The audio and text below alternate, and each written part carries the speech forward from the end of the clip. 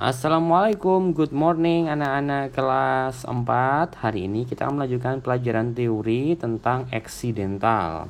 Oke, kita akan belajar mengenal bagaimana cara menuliskan, kemudian bagaimana fungsi dari tanda eksidental pada notasi musik.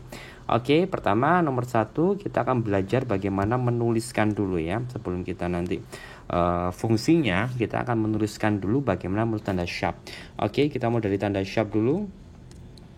Oke, tanda sharp itu, nah cara menuliskannya, nah perhatikan, nah pertama buat garis lurus dulu, oke, nah garis yang kedua itu agak miring, nah dia tidak lurus, nah oke, nah buat garis vertikal, kemudian horizontalnya agak miring ini, oke, kemudian lanjutkan, kita ke flat. Flat juga sama, garisnya pertama lurus, tapi B-nya kayak B ini dia agak miring ini. Nah, seperti ini.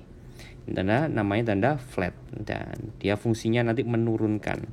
Jadi kalau sharp itu menaikkan, kalau flat menurunkan.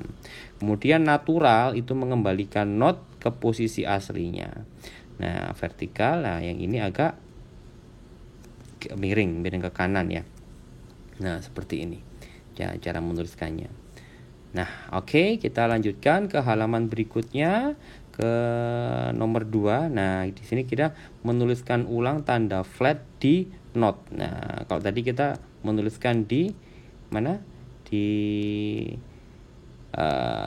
Bukan di not. Nah, bentuknya sekarang kita tuliskan tanda flat di not tersebut. Oke, sebentar. Flat kemudian sharp. Oke, nah beserta fungsinya ya. Oke, jadi fungsi tanda flat itu menurunkan. Jadi misalkan di sini ada note D. Nah, ini adalah note D. Nah, kalau D ini kita berikan tanda flat, dia akan bergeser ke kiri atau turun dia notnya ya. Turun. I juga sama. Maka dia geser ke kiri, ke tuts hitam sebelah kirinya. Kebalikannya sharp. Nah, kemudian untuk menuliskan tanda flat itu tepat di sebelah kiri note. Jadi tepat di sebelah kiri note. Nah, tidak boleh terlalu ke atas, boleh terlalu ke bawah. Contohnya ini. Nah, ini kemudian dituliskan di sebelah kirinya seperti ini. Kalian tuliskan satu persatu, hati-hati, yang teliti ya. Yang teliti satu persatu seperti ini. Oke. Nah, di bawahnya juga sama. Nah, mungkin yang baru di sini nah juga sama supaya nah kalau di spasino seperti ini. Tepat di sebelah kirinya. Oke, nah kita lanjutkan ke penulisan tanda sharp. Nah, kalau tanda flat tadi adalah menurunkan, kalau sharp itu menaikkan. Nah, misalkan di sini ada note C.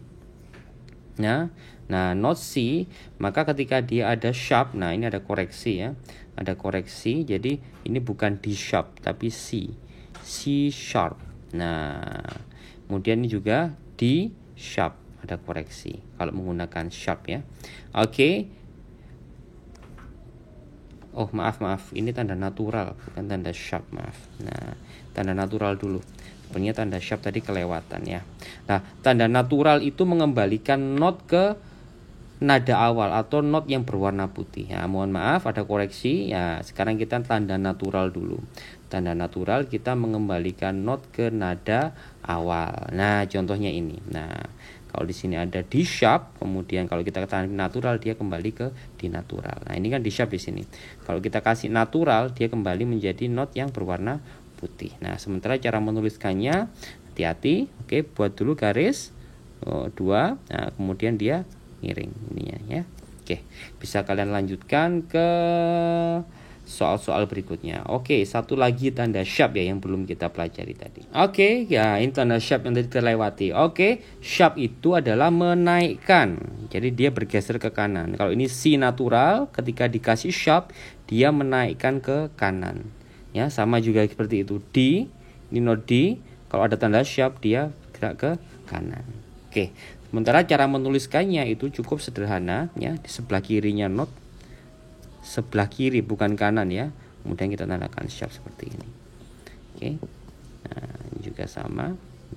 Garis lurus dan sharpnya naik seperti ini. Oke, bisa kalian lanjutkan ke not-not yang lain. Oke, sekarang bagian terakhir kita ke penamaan. Nah, oke, nomor 11 sekarang. Oke, nah di sini nomor 11, tulis semua nama huruf not di setiap tuts hitam. Nah, contohnya ini. Nah, kita acuannya kalau menuliskan not tuts hitam itu dua. Ada dari C, ada dari D. Nah, misalkan kita dari C, maka ditambahkan sharp. Nah, tapi kalau dari D kita tambahkan flat. Nah, karena dia turun. Sama seperti tuts hitam berikutnya, kalau di sini D ya, kita menggunakan tanda apa? Sharp atau flat. Karena dia ke kanan naik, kita tandakan sharp. Oke. Sementara kalau dari E, karena dia turun, maka namanya adalah E flat. Seperti ini. Nah, kita lanjut ke F. Nah, ini maka ada dua nama yang bisa tuliskan di sini, F sama G. Oke, kalau F karena dia ke kanan, ya, maka namanya sharp.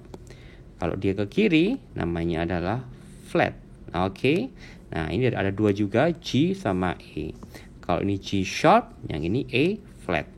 Untuk yang tuts hitam terakhir, silakan kalian kerjakan sendiri. Kemudian tuliskan semua nama huruf not dari tuts hitam bertanda panah. Nah, ini kan ada dua, C sama D. Maka cara penulisannya juga ada dua. Bisa dari C